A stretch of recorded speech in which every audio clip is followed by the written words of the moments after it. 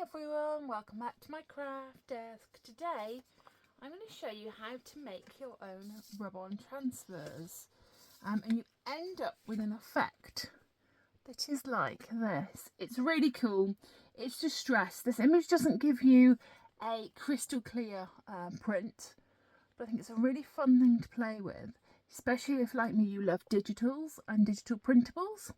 So what you're going to need for this is stuff you've actually probably got lying around and stuff you'd normally throw in the bin. And that's what inspired me to do this, was that I was thinking about when I make my washi tape using my labels. And then I was thinking about what waste you get from the labels. So you're going to need some form of sticker release paper. So this one here is from the address labels that I use to make my washi with. And I'll link the video down below on how to turn these into funky elements for your journals, your fake washi. So you're going to need one of these. All this is the release paper. What you're going to also need is a printer and some sort of image you want to make into a transfer.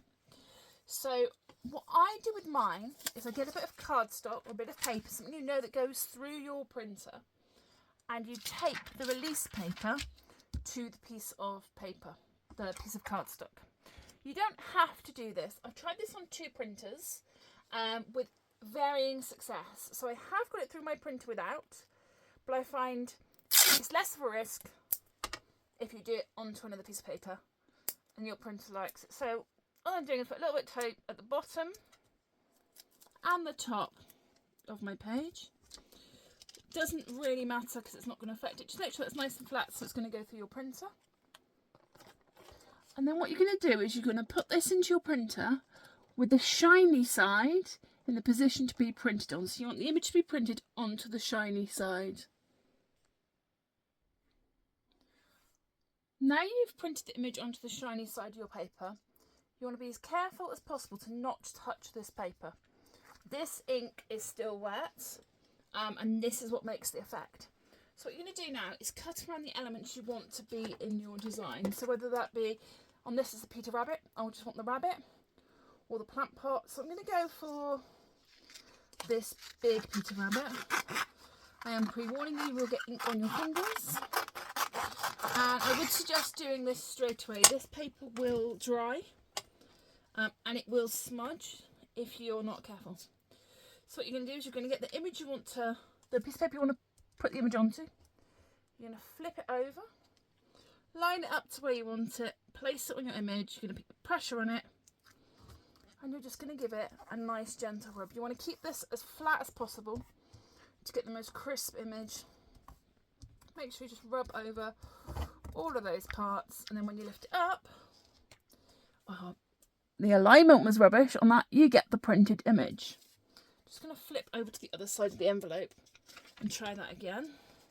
This time I'm going to do this bunny getting caught in the net. This ink will dry, but you do have a good sort of 5 minutes working time with it, so you don't need to rush it too much. I'm going to put the bunny right in the middle, place it down, give it a nice quick burnish. It doesn't need too much pressure because the ink is still wet. And there he is.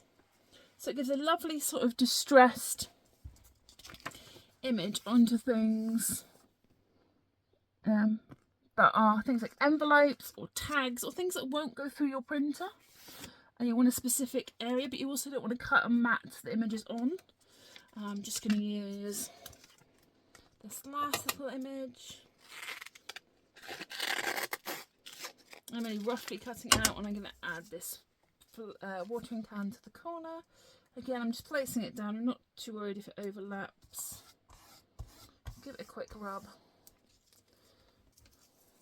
There we go. And I might as well use this border because it's here. I'm going to place it on here.